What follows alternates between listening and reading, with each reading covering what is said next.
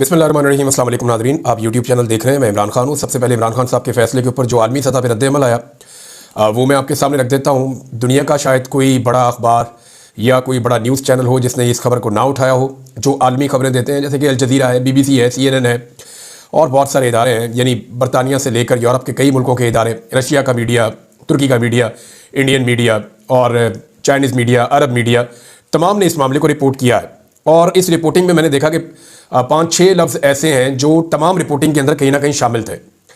यानी एक तो इमरान खान साहब को गैर मकबूल करने के लिए इस तरह के फैसले सुनाए जाते हैं। इससे पहले इद्दत वाला केस बनाया जो इंतहाई घटिया और मायूब किस्म का केस था, और अब ये केस है। लेकिन ये इमरान खान पे बनने वाला पहला केस है। मैं इस केस के बारे में बड़ी अच्छी तरह जानता हूँ। एस्टेब्लिशमेंट ने पहला केस ये बनाया था और सबसे आखिर में इस केस का फैसला सुनाया गया। उसकी वजह यह है कि ये कमज़ोर तरीन केस था और जितने भी हमारे कोर्ट रिपोर्टर्स हैं या जो कानून को जानने वाले लोग हैं, उनसे जब बात करते हैं तो वो कह रहे हैं जी कुछ चीज़ें उन्होंने इसमें ढूंढी हैं। एक वो ये कह रहे हैं कि जो फैसला लिखा गया है ना, इसकी जो तहरीर है वो 2 तरह की है। ये एक आदमी का लिखा हुआ फैसला नहीं है। यानी तहरीर का एक हिस्सा ऐसा है जैसे लगता है कि ये पाकिस्तान की जो कानूनी लैंग्वेज है उसके अंदर वो लिखा गया है, वो जो तरीकाकार है हमारे यहाँ पे स्टीरियोटाइप एक चलता है वो है। और दूसरा एक हिस्सा जो है उसका वो ऐसा लगता है कि वो कहीं और किसी और लेवल के लोगों ने लिखा है। तो ये 2 तरह की तहरीरें हैं जिनको इकट्ठा करके ये फैसला बना है। तो इसलिए ज़रा फैसला भी आपको पता है फिर टाइम लेता है और उसके बाद इस फैसले को सुनाने में भी बहुत टाइम लगा है। बहरहाल 2 तरह की तहरीरें हैं, ये दावा किया गया। दूसरा ये बताया गया कि फैसले में तजादात है। यानी ये फैसले के अंदर जज साहब कुछ चीज़ें ऐसी कुछ बता रहे हैं जिनकी बुनियाद के ऊपर आप किसी को सज़ा नहीं दे सकते, लेकिन फिर भी उन तजादात के बावजूद ये सज़ा सुनाई गई। फिर जो प्रोसिक्यूशन है या जिसको सरकारी वकील कहते हैं, उन लोगों ने कुछ चीज़ें तस्लीम की है और जो चीज़ें उन्होंने तस्लीम की उसकी बुनियाद के ऊपर इतनी बड़ी सज़ा सुनाई नहीं जा सकती। अब ये फैसला तमाम लोगों का मुत्तफ़िका तौर पे ये मानना है कि जब हाई कोर्ट में जाएगा तो ये उड़ जाएगा।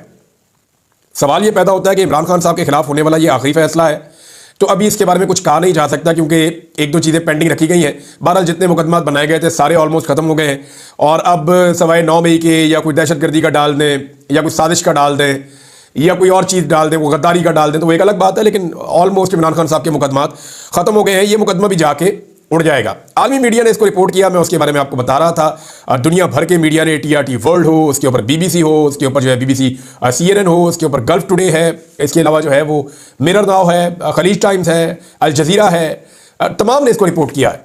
बहुत सारे हैं, यानी मैं दर्जनों की तादाद में है तो उनके सबके नाम तो मैं ले नहीं सकता। हाँ, लेकिन 5-6 लफ्ज़ हैं जो तमाम ने तकरीबन हर जगह पे मैंने देखा कि ये इस्तेमाल हुए। उनमें एक लफ्ज़ है पॉलिटिकली मोटिवेटेड केस, ये वर्ड इस्तेमाल किया गया कि सियासी नौइयत का मुकदमा है। नंबर 2 विक्टिमाइजेशन का एक लफ्ज़ है, अब वो भी इस्तेमाल किया गया कि इमरान खान साहब को लंबे अरसे से निशाना बनाया जा रहा है, तो विक्टिमाइज किया जा रहा है। नंबर 3 मिलिट्री बैक्ड गवर्नमेंट, ये वर्ड इस्तेमाल किया गया कि ये जो इस वक्त हुकूमत बनी हुई है ये फौज ने बनाई हुई है और मिलिट्री बैक्ड गवर्नमेंट है। चौथा लफ्ज़ जो हमने देखा वो एस्टेब्लिशमेंट का वर्ड यूज़ किया गया। 5वां डीप स्टेट का लफ्ज़ कई जगह पे कवरेज के दौरान इस्तेमाल किया गया, जैसे अमेरिका में इस्तेमाल किया जाता है। एस्टेब्लिशमेंट और डीप स्टेट ये एक ही तरह के अल्फाज हैं। छठा जो है वो इमरान खान पॉपुलैरिटी, ये बहुत सारी जगहों पे मीडिया ने जब रिपोर्ट किया तो उन्होंने ये भी कहा कि इमरान खान साहब की पॉपुलैरिटी जो है वो एक प्रॉब्लम है पाकिस्तान में। इस वक्त जो रजीम मौजूद है या एस्टेब्लिशमेंट बैक्ड गवर्नमेंट मौजूद है तो उनके लिए एक बड़ी प्रॉब्लम इमरान खान साहब की पॉपुलैरिटी है, जिसकी वजह से वो उन्हें छोड़ने से डरते हैं। तो ये जनाब इस तरीके से रिपोर्ट हुआ है। और इमरान खान साहब को नीचा दिखाने वाले लोग, यानी हुकूमत को इस हवाले से उम्मीदें वाबस्ता थी कि इमरान खान साहब को इसके बाद गैर मकबूल किया जाएगा, उन्हें करप्ट साबित करेंगे और सूरत हाल बदल जाएगी, लेकिन ऐसा हुआ नहीं। हालांकि पाकिस्तान तहरीक इंसाफ की जो क़यादत है, मैं क़यादत की जब बात करता हूँ तो वो लोग जो MNAs हैं, सेनेटर्स हैं, वो लोग जो पार्टी के अहदेदार हैं, वो लोग जो MPs हैं, मिनिस्टर्स हैं, अगर आप इनको देखें और दूसरी तरफ आप जो इमरान खान साहब के मुखालिफिन हैं उनको देखें तो दोनों में फ़र्क ये है कि मुखालिफिन पूरा जोर लगा रहे हैं इमरान खान साहब को गैर मकबूल करने के लिए या उनको नीचा दिखाने के लिए या उनको गिराने के लिए। मुखालिफिन तमाम लोग ट्वीट करते हैं, चाहे वो वजीर है चाहे वो कोई और है, वो सब लोग बोलते हैं, सब लोग बयानिया बनाने के अंदर अपना पूरा जोर लगाते हैं, पूरा सिस्टम उनके साथ चलता है, वो फंडिंग करते हैं, सब कुछ करते हैं। लेकिन यहाँ पाकिस्तान तहरीक इंसाफ पे लोग ऐसे हैं कि वो इमरान खान साहब की ट्वीट को भी रीट्वीट नहीं कर पाते। इमरान खान साहब के बयानिए का बोझ उठाना बहुत मुश्किल है और वो उनकी अपनी पार्टी नहीं कर पा रही। ये बदकिस्मती है, लेकिन ये है ना। अब तहरीक इंसाफ ने जो फौरी तौर पे फैसला किया है कि नज़रसानी इसकी अपील के अंदर जाएंगे वो और इस्लामाबाद हाई कोर्ट से रुजू करेंगे। इस्लामाबाद हाई कोर्ट में यानी इसके अंदर पहली ऑप्शन तो यही है कि आमिर फारूक साहब की अपनी अदालत में लग जाए केस, क्योंकि नॉर्मली केस जाके आमिर फारूक साहब की अदालत में लगते हैं। तो मेरे ख्याल में PTI को एक काम करना चाहिए, उन्हें यह करना चाहिए कि जो वकला का पैनल जमा करवाए ना उसमें आमिर फारूक साहब के किसी रिश्तेदार का नाम डाल दें कि भाई आपका रिश्तेदार का केस है, आप सुन ही नहीं सकते। कुछ ऐसा करेंगे, आमिर फारूक साहब से जान छुड़वाएं और बाकी जो लोग हैं, कोई और जजेज हैं, बाकी सारे जजेज किसी के पास भी जाएगा वो उड़ा के रख देगा। इसके अंदर है ही कुछ नहीं, सारे लोग ये कह रहे हैं। बहरहाल ये अगर आमिर फारूक साहब के पास जाएगा और वो फैसला देंगे तो फिर दोबारा अपील में चला जाएगा और फिर 2 जजेस बैठेंगे, तो ये टिक नहीं सकता लंबे अरसे तक, ये उड़ जाएगा केस और हाई कोर्ट में इसके पल्ले कुछ नहीं बचेगा। पाकिस्तान तहरीक इंसाफ की सिचुएशन में आपको बता रहा था, तो वो ये है कि 26 नवंबर वाला जो कत्लेआम है उसके ऊपर जो इन्होंने इस्तगासा दायर कर रखा है, वहाँ पे ये मुकदमा दर्ज करवाना चाहते हैं, सीसीटीवी फुटेज है, बाकी सारी चीज़ें हैं। संजीदगी का आलम यह है कि जब भी वहाँ पेशी लगती है अदालत में कोई जाता ही नहीं है। सारे MNA, सारे सेनेटर्स, ये सब इस्लामाबाद में होते हैं, पार्टी के अहदेदार ये भी इस्लामाबाद में होते हैं, कोई जाता ही नहीं। गरीबों का कत्लेआम हुआ, 13 लोग जो है वो दफन किए पाकिस्तान तहरीक इंसाफ ने, उनके अभी भी 30-35 लोग लापता हैं जिनके बारे में कुछ पता नहीं चल रहा। तो पाकिस्तान तहरीक इंसाफ के लोग अदालत में जाते ही नहीं है। गरीब आदमी मर जाए तो कोई अदालत में भी नहीं जाता, अमीर आदमी जो है वो सिर्फ उसकी चोट लग जाए तो सारे के सारे पहुंच जाते हैं। यानी बड़ा आदमी या एलीट क्लास है उसके लिए कुछ और है क्राइटेरिया पाकिस्तान में, गरीब आदमी के लिए कुछ और क्राइटेरिया है। इमरान खान साहब बाहर होते तो इस मुकदमे को पूरा लड़ते। जिले शाह को लेकर इमरान खान साहब ने बड़े ज़बरदस्त तरीके से मुकदमा लड़ा था, लेकिन पाकिस्तान तहरीक इंसाफ इसमें संजीदा नजर नहीं आती। 29 जनवरी को अब दोबारा केस लगा हुआ है, जज साहब भी लंबी 20-20 दिन की डेटें डाल रहे हैं, लंबी डेटें। हालांकि पाकिस्तान तहरीक इंसाफ के सारे सेनेटर, सारे MNA, MPA, मिनिस्टर सारे वहां मौजूद हो ना अदालत में, तो 3 दिन से ज्यादा डेट ना डले। वहां जाएं तो सही, प्रेशर तो बढ़ाएं, जाके बात तो करें जज साहब से कि हमें इंसाफ चाहिए। जब इनकी अपनी दिलचस्पी नहीं है तो जज क्यों दिलचस्पी ले एक ऐसे केस में जहां पे इतना शदीद किस्म का दबाव आता है एस्टैब्लिशमेंट का कि आप सोच नहीं सकते। बहरहाल पाकिस्तान तहरीक इंसाफ ने बड़ी कमजोरी के साथ ये केस लड़ा है। अच्छा, इमरान खान साहब जो है वो उन्होंने इस मीडिया की लड़ाई में जेल में बैठकर भी साबित किया है कि ये जो मीडिया की लड़ाई है उसमें वो इन सबका बाप है। मैं उसको वजह, थोड़े अल्फाज आपको अच्छे नहीं लगेंगे लेकिन मैं आपको वजह बताता हूं। इन्होंने बंदे घुसाए जेल के अंदर के जाओ और जाकर बाहर आकर रिपोर्ट करो कि जनाब ये हो गया तो वो हो गया। इमरान खान घबरा गया, रो पड़ा। वो जो बंदे अंदर घुसाए वो बाहर आके जो है वो सफाइयां दे रहे कि नहीं बंदर मुझे तो नहीं कहा, नहीं मैंने तो सुना ही नहीं बंदर का लफ्ज, नहीं उसको कहा होगा, मुझे नहीं कहा। वो बेचारे अपनी उन्होंने आके ये कहना था कि इमरान खान साहब के साथ ये हो गया, हमने ये देखा, हमने वो देखा। एक जुमला वो इमरान खान के मुंह से कमजोर नहीं निकलवा पाए। हालांकि इन्होंने बड़ी कोशिश की है। रिजवान गलज़ई साहब बताते हैं कि जनाब इनको डांट पड़ी है कि आपको भिजवाया था कि इमरान खान के मुंह से कोई ऐसी बात निकलवा कर लाओ जिससे इमरान खान के खिलाफ जो है वो प्रोपेगेंडा खड़ा किया जा सके, लेकिन तुम लोगों को भेजा और तुम कर ही कुछ नहीं सके, बल्कि इमरान खान साहब ने बांदर बना के भेज दिया वापस। अब एक दूसरे को कह रही जी मैंने नहीं किया, किया। वो बेचारे अपनी कस्में दे रहे हैं, अपने हलफ उठा रहे हैं कि जी मैं हल्फन आपको कहता हूं मैंने नहीं सुना बंदर कहा उन्होंने, और मुझे तो बिल्कुल नहीं कहा, किसी और को कहा होगा। तो उनको बेचारों को अपनी सफाइयां देने की फिक्र पड़ गई है। इमरान खान साहब के बारे में बताऊं, अगर वो डरे हुए होते ना, एक बात कॉमन सेंस की है ना, देखिए कुछ चीजें कॉमन सेंस से भी सोच लिया करें, और कॉमन सेंस अगर आप लगा दें ना, सिर्फ अपने दिमाग से काम ले लें, तो आपको इतना ज्यादा ये प्रोपेगेंडे का सामना ही नहीं करना पड़ेगा। मैं आपको कॉमन सेंस की बात बताता हूं छोटी सी। अगर इमरान खान डरा हुआ होता ना तो रोजाना अदालतों में लाया जाता, उसको रोजाना उसकी वीडियो बनाकर दिखाई जाती, शो किया जाता कि देखो ये आदमी डरा हुआ है। जेल में से उसकी वीडियो बना बना के दी जाती कि देखो ये आदमी डरा हुआ है। मैंने इमरान खान को देखा जब सुप्रीम कोर्ट ऑफ पाकिस्तान में केस चल रहा था, मैं स्पेशली गया देखने के लिए, वहां स्क्रीन लगी हुई थी। जज भी चोरी चोरी देखते थे इमरान खान को, तो इमरान खान तो बहुत डटा हुआ लग रहा था, बड़ा एनर्जेटिक लग रहा था, उसके चेहरे पे तो घबराहट थी ही नहीं। तो मामला यह है कि इमरान खान अगर घबराया हुआ होता, डरा हुआ होता, या वो एक बुज़दिल आदमी होता, तो ये उसको रोजाना मीडिया के सामने लेकर आते और उसकी मिथ को तोड़ते। पाकिस्तानी जो है वो इमरान खान साहब से इसलिए तो प्यार कर रहे हैं कि वो डट गया उस लड़ाई में जिस लड़ाई को कोई लड़ नहीं सका आज तक। पाकिस्तान के अंदर तो कोई नहीं लड़ सका, कोई इस लड़ाई को जीतने के करीब भी नहीं आया, लेकिन पहली मर्तबा इमरान खान इस लड़ाई को फैसला कुन मोड़ तक ले आया। और सिचुएशन ये है कि फैसला रोक रोक के कहा जाता है, इमरान खान की मिन्नत की जाती है कि खान साहब को डील कर दो, खान साहब को डील कर दो, और वो डील नहीं करता। अब ये डील की जो आवाजें आती है ना, इसके ऊपर भी मैं आपको भी कुछ चीज बड़ी इंपॉर्टेंट बताने वाला हूं, और वो भी कॉमन सेंस की बात है। लेकिन इमरान खान डरा हुआ होता तो रोजाना उसकी वीडियो और उसकी ऑडियो जारी की जाती, उसको लाते अदालत में हथकड़ियां लगा के देखो ये आपका लीडर है, डरा हुआ है। इन्हें पता है कि वो बाहर आएगा, उसके चेहरे पे इतनी बहादुरी है, वो इतना खुलकर बात करता है, और वो ऐसी मुंह के ऊपर टिका के बात करता है, और उसने 2 जुमले बोलने और सारा बयानिया फाड़ देना। इसलिए इमरान खान को मीडिया के सामने ना लाया जाता है, ना उसको सुनवाया जाता है, क्योंकि इस बात का आइडिया है कि वो डरा हुआ नहीं है, बल्कि ये सारे उससे डरे हुए हैं। इमरान खान साहब ने अपनी पार्टी की एक कमेटी बनाई है, और उस कमेटी का काम यह होगा कि वो पाकिस्तान में जो इंसानी हुकूक की खिलाफ वर्जियां हुई हैं, इस मामले को क्योंकि अदालतें इमरान खान साहब की बात सुन नहीं रही, इंसाफ उन्हें पाकिस्तान में मिल नहीं रहा, पार्लियामेंट को रबड़ स्टैंप बना दिया गया है, जाली हुकूमत लाकर बैठा दी गई है, पूरा निजाम जो है वो कुचलने पे लगा हुआ है पाकिस्तान तहरीक इंसाफ को। तो जो भी आदमी इंसाफ मांगता है उसके साथ इंसानी हुकूक की खिलाफ वर्जियां होती है। अब इस पर इमरान खान साहब ने एक कमेटी बनाई है, ये 12 रुकनी कमेटी है, और ये लोग पूरी दुनिया के सामने रखेंगे मामला कि पाकिस्तान तहरीक इंसाफ के साथ कैसा जुल्म और ज्यादती हुई है। अब इसमें जनाब जो सबसे पहले नाम है वो असद कैसर साहब का है। असद कैसर साहब की सरबराही में बनाया गया है, कन्वीनियर वो हैं इस कमेटी के।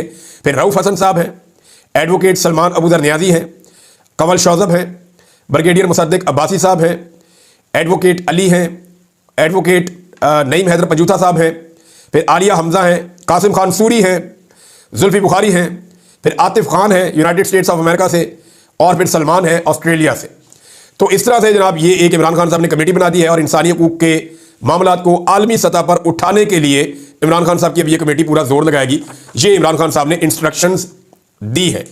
अब इमरान खान साहब के जो सियासी मुखालिफिन है वो कस्में खा खा कर कह रहे हैं कि जनाब इमरान खान डरा हुआ था और 3 मरतबा जनाब फैसला रोककर फिर उसकी डील की मिन्नतें क्यों करते रहे। अगर डरा हुआ आदमी है तो मीडिया में उसकी वीडियो दिखाओ। और मैं आपको ये भी बता देता हूं कि कल जब फैसला आ रहा था तो उसके लिए जो बंदे जेल में भिजवाए गए उनमें ऐसे बंदे भी थे जिनको बाकायदा खुफिया कैमरा देकर भेजा गया था ताकि इमरान खान साहब की पूरी वीडियो बनाई जाए, बुशरा बीबी की और इमरान खान की।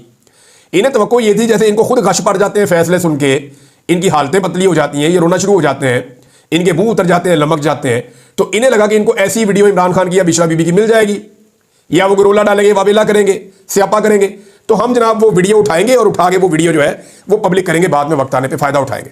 तो जनाब अंदर कैमरे में जो आया गया बड़ी चालाकी के साथ, और इसमें एक सियासी जमात इन्वॉल्व है और उनके लिए ही ये काम किया गया है। बहरहाल वो वीडियो जो है वो पता नहीं काम आती है या नहीं आती, लेकिन ये कार्रवाई मेरी इतला के मुताबिक डाली गई है। अब एक फर्क को हमने समझना होगा कि डील लेने में क्या फर्क है और डील देने में क्या फर्क है। क्या इमरान खान साहब डील ले रहे हैं या इमरान खान साहब पाकिस्तान के लिए एक डील दे सकते हैं या दे रहे हैं। देखिए, मुज़ाकरात, बातचीत और डील के अंदर फर्क है। मुज़ाकरात मुल्क की खातिर खान साहब करना चाहते हैं, पहले दिन से कह रहे थे मैं मुल्क की खातिर मुज़ाकरात करने के लिए तैयार हूं, क्योंकि रजीम चेंज ऑपरेशन के बाद से लेकर अब तक पाकिस्तान की जो मईशत है उसको बहुत नुकसान पहुंचा। पाकिस्तान में जो सरमायाकारी है SIFC बनने के बावजूद, सबने कोशिश कर ली, उसके बावजूद वो पाकिस्तान की तारीख की लोएस्ट के ऊपर है, बहुत कम सरमायाकारी हो रही है।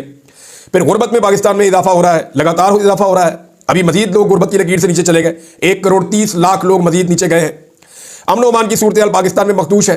पाकिस्तान में दहशतगर्दी के वाकयात लगातार बढ़ते चले जा रहे हैं जो कंट्रोल नहीं हो रहे। बदउनवानी है, बैड गवर्नेंस है, हुकूमत काम कर नहीं पा रही, और ये बड़े संजीदा मसाइल हैं कि सारा कुछ तो है, जाली हुकूमत भी बना के दी, वो हुकूमत भी काम नहीं कर पा रही। उस हुकूमत को फौज की पूरी सपोर्ट है, एस्टेब्लिशमेंट उनके साथ खड़ी हुई है। जो बाइडन इंतजामिया ने उनको पैसा भी दिलवाया, सारा कुछ किया, उनको हर किस्म की सपोर्ट मिली, लेकिन हुकूमत डिलीवर नहीं कर पाई बदकिस्मती से। पाकिस्तान की फॉरेन पॉलिसी भी नाकाम रही है, उसके अंदर कोई फायदा नहीं हुआ। यानी अफगानिस्तान को ले लें, इंडिया को ले लें, ईरान को ले लें, बाकी दुनिया को ले लें, हमारे ताल्लुकात बेहतर नहीं हुए किसी के साथ, बल्कि हमारे ताल्लुकात जो है वो नीचे की तरफ गए हैं। अब पाकिस्तान में जो एस्टेब्लिशमेंट की बदतरीन जानिबदारी की वजह से इंसानी हकूक की पामालियां भी हुई हैं रजीम चेंज ऑपरेशन के बाद से लेकर अब तक, और उसकी वजह से नफरत में और अदम एतमाद के अंदर इजाफा हुआ है। पाकिस्तानी मुल्क छोड़ छोड़कर भाग रहे हैं।